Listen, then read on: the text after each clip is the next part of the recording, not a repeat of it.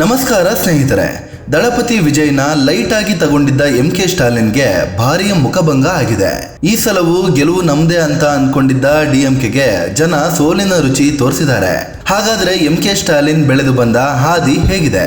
ಅವಕಾಶ ಇದ್ರೂ ಮಗನಿಗೆ ಸುಲಭದಲ್ಲಿ ಅಧಿಕಾರ ಕೊಡಲಿಲ್ಲ ಯಾಕೆ ಕರುಣಾನಿಧಿ? ಇವರ ಕುಟುಂಬಕ್ಕೆ ಹಿಂದೂ ವಿರೋಧಿ ಪಟ್ಟ ಬಂದಿದ್ದು ಯಾಕೆ? ಸ್ಟಾಲಿನ್ ಮಕ್ಕಳು ಏನೋ ಮಾಡ್ತಿದ್ದಾರೆ, ಮಾಡಿರುವ ಆಸ್ತಿ ಎಷ್ಟು ಗೊತ್ತಾ? ಎಲ್ಲವನ್ನ ಈ ವಿಡಿಯೋದಲ್ಲಿ ಡೀಟೇಲ್ ಆಗಿ ಹೇಳ್ತೀವಿ. ಅದಕ್ಕೂ ಮುನ್ನ ನೀವಿನ್ನೂ ನಮ್ಮ ಚಾನಲ್ಗೆ ಸಬ್ಸ್ಕ್ರೈಬ್ ಆಗಿಲ್ಲ ಅಂದ್ರೆ ಈಗಲೇ ಆಗಿ ನಮ್ಗೆ ಸಪೋರ್ಟ್ ಮಾಡಿ. ನಿಮ್ಮ ಬೆಂಬಲ ನಮಗೆ ತುಂಬಾ ಮುಖ್ಯ. MK ಸ್ಟಾಲಿನ್ ಆರಂಭಿಕ ಬದುಕು. MK ಸ್ಟಾಲಿನ್ ಮುತ್ತುವೇಲು ಕರುಣಾನಿಧಿ ಸ್ಟಾಲಿನ್ ಇವರು 1953 ಮಾರ್ಚ್ 1 ಚೆನ್ನೈನಲ್ಲಿ ಜನಿಸಿದ್ರು. ಇವರಿಗೆ ಈಗ 73 ವರ್ಷ ವಯಸ್ಸಾಗಿದೆ. ಕರುಣಾನಿಧಿ ಮತ್ತು ದಯಾಳು ಅಮ್ಮಲ್ ಅವರ 6 ಮಂದಿ ಮಕ್ಕಳಲ್ಲಿ ಇವರು 3ನೇಯವರು. ಕರುಣಾನಿಧಿ ಸೋವಿಯತ್ ಒಕ್ಕೂಟದ ಅಧ್ಯಕ್ಷರಾಗಿದ್ದ ಜೋಸೆಫ್ ಸ್ಟಾಲಿನ್ ಅವರ ಅಪ್ಪಟ ಅಭಿಮಾನಿ ಆಗಿದ್ರು. ಇದೇ ಕಾರಣಕ್ಕೆ ತಮ್ಮ ಮಗನಿಗೆ ಸ್ಟಾಲಿನ್ ಅಂತ ಹೆಸರಿಟ್ರು. ಕರುಣಾನಿಧಿ ರಾಜಕೀಯದಲ್ಲಿ ಇದ್ದಿದ್ದರಿಂದ ಸ್ಟಾಲಿನ್ ಜೀವನ ಆರಂಭದಿಂದಲೂ ಲಕ್ಸುರಿಯಾಗೇ ಇತ್ತು. ಮದ್ರಾಸ್ ಕ್ರಿಶ್ಚಿಯನ್ ಸ್ಕೂಲ್ನಲ್ಲಿ ಸ್ಟಾಲಿನ್ 10ನೇ ಕ್ಲಾಸ್ ವರೆಗೆ ಓದಿದ್ರು. ನಂತರ ವಿವೇಕಾನಂದ ಕಾಲೇಜಿನಲ್ಲಿ PUC ಪಡ್ಕೊಂಡ್ರು. ಚೆನ್ನೈನ ಪ್ರೆಸಿಡೆನ್ಸಿ ಕಾಲೇಜಿನಿಂದ ಇತಿಹಾಸ ವಿಚಾರದಲ್ಲಿ ಡಿಗ್ರಿ ಕೂಡ ಕಂಪ್ಲೀಟ್ ಮಾಡಿದ್ರು. ರಾಜಕೀಯಕ್ಕೆ ಎಂಟ್ರಿ ಕೊಟ್ಟಿದ್ದು ಹೇಗೆ? ಸ್ಟಾಲಿನ್ ತಂದೆ, ಅಂಕಲ್ ಸೇರಿದಂತೆ ಹಲವರು ರಾಜಕೀಯದಲ್ಲಿ ತೊಡಗಿಸಿಕೊಂಡಿದ್ರು. ತಂದೆಯಂತೂ DMK ಪ್ರಮುಖ ನಾಯಕರಲ್ಲಿ ಒಬ್ಬರಾಗಿದ್ರು. ನಂತರ CM ಕೂಡ ಆಗಿದ್ರು. ಹೀಗಾಗಿ ಬಾಲ್ಯದಿಂದಲೂ ಸ್ಟಾಲಿನ್ ರಾಜಕೀಯದ ವಾತಾವರಣದಲ್ಲಿ ಬೆಳೆದ್ರು. ಆದ್ರೆ ತಂದೆಯ ಹೆಸರು ಹೇಳ್ಕೊಂಡು ಸ್ಟಾಲಿನ್ ನೇರವಾಗಿ ಪಟ್ಟಕ್ಕೆ ಬರಲಿಲ್ಲ. ಪಕ್ಷದಲ್ಲಿ ಒಂದೊಂದೇ ಮೆಟ್ಟಿಲುಗಳನ್ನ ಹತ್ತಿ ಬಂದ್ರು. ಸ್ಟಾಲಿನ್ 14ನೇ ವಯಸ್ಸಿನಲ್ಲೇ ರಾಜಕೀಯಕ್ಕೆ ಎಂಟ್ರಿ ಕೊಟ್ರು. ಕೆಲ ಸ್ನೇಹಿತರ ಜೊತೆ ಸೇರಿಕೊಂಡು ಗೋಪಾಲಪುರಂನಲ್ಲಿ DMKಯ ಒಂದು ಸಣ್ಣ ಯೂತ್ ವಿಂಗ್ ಅನ್ನ ಶುರು ಮಾಡಿದ್ರು. 1967ರಲ್ಲಿ ತಮ್ಮ ಅಂಕಲ್ ಮೊರಸಲಿ ಮಾರನ್ ಪರವಾಗಿ ವಿಧಾನಸಭೆ ಚುನಾವಣೆಯಲ್ಲಿ ಪ್ರಚಾರ ಮಾಡಿದ್ರು. 1973ರಲ್ಲಿ ಅಂದ್ರೆ 20ನೇ ವಯಸ್ಸಿನಲ್ಲಿ DMK ಪಕ್ಷದ ಜನರಲ್ ಕಮಿಟಿಗೆ ಆಯ್ಕೆ ಆದ್ರು. 1976ರಲ್ಲಿ ತುರ್ತು ಪರಿಸ್ಥಿತಿ ಟೈಮಲ್ಲಿ ಜೈಲಿಗೂ ಹೋಗಿ ಬಂದ್ರು. ಶಾಸಕ, ಮೇಯರ್ ಆಗಿದ್ದು ಹೇಗೆ? 1980ರಲ್ಲಿ ಸ್ಟಾಲಿನ್ ರಾಜ್ಯ ಮಟ್ಟದಲ್ಲಿ ಯೂತ್ ವಿಂಗರ್ನ ಹುಟ್ಟು ಹಾಕಿದ್ರು. 1982ರಲ್ಲಿ ಅದರ ಸೆಕ್ರೆಟರಿ ಕೂಡ ಆದ್ರು. ಮುಂದಿನ 40 ವರ್ಷಗಳ ಕಾಲ ಆ ಹುದ್ದೆಯನ್ನ ಯಾರಿಗೂ ಬಿಟ್ಟು ಕೊಡ್ಲಿಲ್ಲ. ರಾಜ್ಯಾದ್ಯಂತ ಪ್ರವಾಸ ಮಾಡಿ ಯುವಕರನ್ನ DMKಗೆ ಸೆಳೆಯುವ ಕೆಲಸ ಮಾಡಿದ್ರು. 1984ರಲ್ಲಿ 1000 ಲೈಟ್ಸ್ ಅನ್ನೋ ವಿಧಾನಸಭೆ ಕ್ಷೇತ್ರದಲ್ಲಿ ಸ್ಪರ್ಧೆ ಮಾಡಿ ಸೋಲು ಕಂಡ್ರು.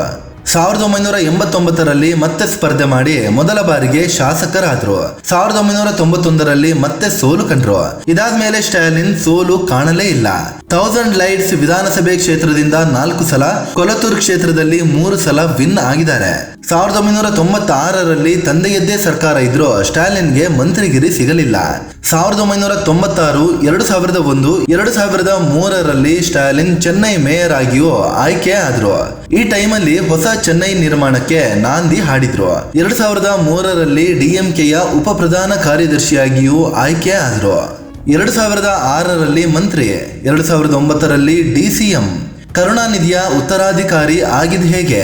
2006ರಲ್ಲಿ DMK ಅಧಿಕಾರಕ್ಕೆ ಬಂತು. ಆಗ ಮೊದಲ ಬಾರಿಗೆ ಸ್ಟಾಲಿನ್ಗೂ ಸಚಿವ ಸ್ಥಾನ ಒಲಿತು. 2008ರಲ್ಲಿ DMKಯ ಖಜಾಂಚಿಯಾಗಿಯೂ ಆಯ್ಕೆ ಆದ್ರು. 2009ರಲ್ಲಿ ರಾಜ್ಯದ ಉಪಮುಖ್ಯಮಂತ್ರಿ ಪಟ್ಟ ಒಲಿದು ಬಂತು. ಈ ಅವಧಿಯಲ್ಲಿ ತಮಿಳುನಾಡಿಗೆ ಡೈಮಂಡ್ ಸ್ಟೇಟ್ ಅವಾರ್ಡ್ ಕೂಡ ಸಿಕ್ತು. ಮಂತ್ರಿಯಾಗಿ DCM ಆಗಿ ಸ್ಟಾಲಿನ್ ಒಳ್ಳೆಯ ಕೆಲಸಗಾರ ಅಂತ ಗುರುತಿಸಿಕೊಂಡ್ರು. 2013ರಲ್ಲಿ ಕರುಣಾನಿಧಿ ತನ್ನ ಉತ್ತರಾಧಿಕಾರಿ ಸ್ಟಾಲಿನ್ ಅಂತ ಘೋಷಣೆ ಮಾಡಿದ್ರು. 2016ರ ವಿಧಾನಸಭೆ ಚುನಾವಣೆ ಟೈಮಲ್ಲಿ ಸ್ಟಾಲಿನ್ ನಮಕ್ಕೂ ನಾಮೆ ಅನ್ನೋ ಹೆಸರಲ್ಲಿ ರಾಜ್ಯ ಪ್ರವಾಸವನ್ನ ಮಾಡಿದ್ರು. ಆದ್ರೆ ಆ ಸಲ DMK ಗೆಲ್ಲಲಿಲ್ಲ. ಹೀಗಾಗಿ ಸ್ಟಾಲಿನ್ ವಿಪಕ್ಷ ನಾಯಕರಾಗಿ ಕೆಲಸ ಮಾಡಿದ್ರು. ಈ ನಡುವೆ 2016ರ ಅಂತ್ಯದಲ್ಲಿ ಜಯಲಲಿತಾ, 2018ರಲ್ಲಿ ಕರುಣಾನಿಧಿ ವಿಧಿವಶರಾದ್ರು. ಈ ಮೂಲಕ ತಮಿಳುನಾಡು ರಾಜಕೀಯದ ಒಂದು ಯುಗಾಂತ್ಯ ಆದಂತಾಯ್ತು. ಸ್ಟಾಲಿನ್ CM ಪಟ್ಟಕ್ಕೆ ಏರಿದ್ದು ಹೇಗೆ? 2019ರ ಲೋಕಸಭೆ ಚುನಾವಣೆ ಟೈಮಲ್ಲಿ ಸ್ಟಾಲಿನ್ ಸೆಕ್ಯುಲರ್ ಪ್ರೋಗ್ರೆಸಿವ್ ಅಲಯನ್ಸ್ ಹುಟ್ಟು ಹಾಕಿದ್ರು. ಇದು 40 ಕ್ಷೇತ್ರಗಳ ಪೈಕಿ 39ರಲ್ಲಿ ವಿನ್ ಆಯ್ತು. ಇದೇ ಮೈತ್ರಿ 2021ರ ವಿಧಾನಸಭೆ ಚುನಾವಣೆ ಟೈಮಲ್ಲಿ 234 ಕ್ಷೇತ್ರಗಳ ಪೈಕಿ 159ರಲ್ಲಿ ವಿನ್ ಆಯ್ತು. ಡಿಎಂಕೆ ಒಂದೇ 133 ಕ್ಷೇತ್ರಗಳಲ್ಲಿ ಗೆಲುವು ದಾಖಲಿಸಿತ್ತು. ಹೀಗೆ ಸ್ಟಾಲಿನ್ ತಮ್ಮ 68ನೇ ವಯಸ್ಸಿನಲ್ಲಿ ಸಿಎಂ ಪಟ್ಟಕ್ಕೆ ಏರಿದ್ರು. ಇದಾದ್ಮೇಲೆ ಹಲವು ಜನಪ್ರಿಯ ಯೋಜನೆಗಳ ಮೂಲಕ ಹೆಸರುವಾಸಿ ಆದ್ರು.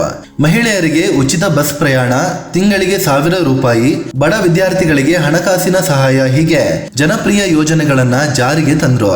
2024-25ನೇ ಸಾಲಿನಲ್ಲಿ ತಮಿಳುನಾಡು ವೇಗವಾಗಿ ಬೆಳೆಯುತ್ತಿರುವ ಎಕಾನಮಿ ಅನ್ನೋ ಪಟ್ಟವನ್ನ ಪಡ್ಕೊಂಡಿತ್ತು.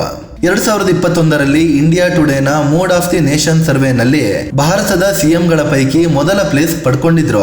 2009ರಲ್ಲಿ ಇವರಿಗೆ ಅಣ್ಣಾ ಯೂನಿವರ್ಸಿಟಿ ಗೌರವ ಡಾಕ್ಟರೇಟ್ ಕೂಡ ಕೊಟ್ಟಿದೆ. ಸ್ಟಾಲಿನ್ ವಿರುದ್ಧ ಹಲವಾರು ಆರೋಪಗಳು ಕೂಡ ಇವೆ. ಇವರ ಅವಧಿಯಲ್ಲಿ ವರ್ಗಾವಣೆ ದಂಧೆ, ಕಾಂಟ್ರಾಕ್ಟರ್ಗಳಿಂದ ಲಂಚ ಸೇರಿದಂತೆ ಒಟ್ಟು 1000 ಕೋಟಿಗೂ ಹೆಚ್ಚು ಲೂಟಿ ನಡೆದಿದೆ ಅನ್ನೋ ಆರೋಪಗಳು ಕೇಳಿ ಬಂದಿದ್ವು. ಈ ಸಂಬಂಧ ಜಾರಿ ನಿರ್ದೇಶನಾಲಯ ತನಿಖೆ ನಡೆಸ್ತಿದೆ. ಸ್ಟಾಲಿನ್ ಕುಟುಂಬ ಹೇಗಿದೆ? ಎಂಕೆ ಸ್ಟಾಲಿನ್ ದುರ್ಗಾ ಅಲಿಯಾಸ್ ಶಾಂತ ಅನ್ನೋರನ್ನ ಮದುವೆ ಆಗಿದ್ದಾರೆ. ದಂಪತಿಗೆ 2 ಮಕ್ಕಳು. ಮಗ ಉದಯನಿಧಿ ಸ್ಟಾಲಿನ್ ಸಿನಿಮಾದಲ್ಲಿ ತೊಡಗಿಸಿಕೊಂಡಿದ್ರು. ಆದ್ರೆ ನಂತರದಲ್ಲಿ ಉದಯನಿಧಿ ಕೂಡ ರಾಜಕೀಯಕ್ಕೆ ಬಂದ್ರು. 2021ರಲ್ಲಿ ಚೇಪಾಕ್ ವಿಧಾನಸಭೆ ಕ್ಷೇತ್ರದಲ್ಲಿ ಸ್ಪರ್ಧೆ ಮಾಡಿ ವಿನ್ ಆದ್ರು. ಮೊದಲ ಸಲ ಶಾಸಕರಾಗಿದ್ದಾಗಲೇ ಸಚಿವ ಸ್ಥಾನವೂ ಸಿಕ್ತು. 2024ರಲ್ಲಿ ಡಿಸಿಎಂ ಪಟ್ಟವು ಒಲಿದು ಬಂತು. ಆದರೆ ಕರುಣಾನಿಧಿ ಕಾಲದಲ್ಲಿ ಸ್ಟಾಲಿನ್ ಹಂತ ಹಂತವಾಗಿ ಎಲ್ಲವನ್ನ ಪಡ್ಕೊಂಡ್ರು. ಆದ್ರೆ ಉದಯನಿಧಿ ಮೊದಲ ಸಲ ಶಾಸಕನಾದಾಗಲೇ ಎಲ್ಲವೂ ಸಿಕ್ತಿದೆ. ಈ ಸಂಬಂಧ ಮಾತನಾಡಿದ್ದ ಪ್ರಧಾನಿ ಮೋದಿ, ಪಕ್ಷದಲ್ಲಿ ಹಲವು ಹಿರಿಯ ನಾಯಕರನ್ನ ಸೈಡ್ ಲೈನ್ ಮಾಡಿ ಉದಯನಿಧಿ ಟಾಪ್ ಸ್ಥಾನಕ್ಕೆ ಬಂದಿದ್ದಾರೆ ಅಂತ ಆರೋಪ ಮಾಡಿದ್ರು. ಸ್ಟಾಲಿನ್ ಮಗಳು ಸೆಂತಮರೈ ಉದ್ಯಮಿಯಾಗಿದ್ದು ಶೈಕ್ಷಣಿಕ ಕ್ಷೇತ್ರದಲ್ಲಿ ತೊಡಗಿಸಿಕೊಂಡಿದ್ದಾರೆ. ಸ್ಟಾಲಿನ್ ಕುಟುಂಬಕ್ಕೆ ಹಿಂದೂ ವಿರೋಧಿ ಪಟ್ಟ. ಎಂಕೆ ಸ್ಟಾಲಿನ್ ಓರ್ವ ನಾಸ್ತಿಕನಾಗಿ ಗುರುತಿಸಿಕೊಂಡಿದ್ದಾರೆ. ದೇವರು ಧರ್ಮದಲ್ಲಿ ಯಾವುದೇ ರೀತಿಯ ನಂಬಿಕೆ ಇಲ್ಲ. ಮಗ ಉದಯನಿಧಿ ಕೂಡ ಅದೇ ಹಾದಿಯಲ್ಲಿ ಇದ್ದಾರೆ. 2023ರಲ್ಲಿ ಕಾರ್ಯಕ್ರಮವೊಂದರಲ್ಲಿ ಮಾತನಾಡಿದ ಉದಯನಿಧಿ ವಿವಾದಿತ ಹೇಳಿಕೆ ಕೊಟ್ಟಿದ್ರು. ಸನಾತನ ಧರ್ಮ ಮಲೇರಿಯಾ, ಡೆಂಗ್ಯೂ ರೀತಿಯ ಕಾಯಿಲೆ ಇದ್ದಂತೆ, ಅದನ್ನ ನಿರ್ಮೂಲನೆ ಮಾಡಬೇಕು ಅಂತ ಹೇಳ್ಬಿಟ್ಟಿದ್ರು. ಅದನ್ನ ತಂದೆ ಸ್ಟಾಲಿನ್ ಕೂಡ ಸಮರ್ಥನೆ ಮಾಡ್ಕೊಂಡಿದ್ರು. ಅದಕ್ಕೆ ಭಾರಿ ವಿರೋಧ ವ್ಯಕ್ತವಾಗಿ ಸುಪ್ರೀಂ ಕೋರ್ಟ್ ಕೂಡ ಕ್ಲಾಸ್ ತಗೊಂಡಿತ್ತು. ಹೀಗಾಗಿ ಬಿಜೆಪಿ ಮತ್ತು ಹಿಂದೂ ಸಂಘಟನೆಗಳು ಸ್ಟಾಲಿನ್ ಕುಟುಂಬ ಹಿಂದೂ ವಿರೋಧಿ ಅಂತ ಟೀಕಿಸ್ತಾ ಬಂದಿವೆ. ಎಂಕೆ ಸ್ಟಾಲಿನ್ ಆಸ್ತಿ ಎಷ್ಟಿದೆ ಗೊತ್ತಾ? ಎಂಕೆ ಸ್ಟಾಲಿನ್ ತಮ್ಮ ಬಳಿ 9,70,00,000 ರೂಪಾಯಿ ಮೌಲ್ಯದ ಆಸ್ತಿ ಇದೆ ಅಂತ ಘೋಷಿಸಿಕೊಂಡಿದ್ದಾರೆ. ಅದರಲ್ಲಿ 3,43,00,000 ರೂಪಾಯಿಯಷ್ಟು ಆಸ್ತಿ ಹೆಂಡತಿ ದುರ್ಗಾ ಹೆಸರಲ್ಲಿದೆ. ಸ್ಟಾಲಿನ್ ಬಳಿ ಸ್ವಲ್ಪವೂ ಚಿನ್ನ ಇಲ್ಲ. ಪತ್ನಿ ಬಳಿ 720 ಗ್ರಾಂ ತೂಕದ ಚಿನ್ನಾಭರಣ ಇದೆ. ಅದೇ ರೀತಿ ನಮ್ಮ ಹತ್ರ ಒಂದೇ ಒಂದು ಕಾರು ಇಲ್ಲ ಅಂತ ಸ್ಟಾಲಿನ್ ಘೋಷಿಸಿಕೊಂಡಿದ್ದಾರೆ.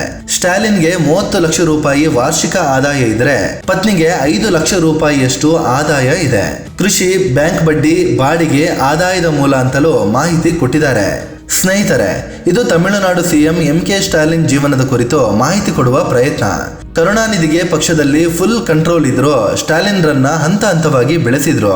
ಆದ್ರೆ ಸ್ಟಾಲಿನ್ ಈಗಿನ ಎಲ್ಲಾ ರಾಜಕಾರಣಿಗಳಂತೆ ತಮ್ಮ ಮಗನನ್ನ ಸಡನ್ ಆಗಿ ಟಾಪ್ಗೆ ತಂದು ಕೂರಿಸಿದ್ರು. ಈ ಬಗ್ಗೆ ನಿಮ್ಗೆ ಏನನ್ಸುತ್ತೆ?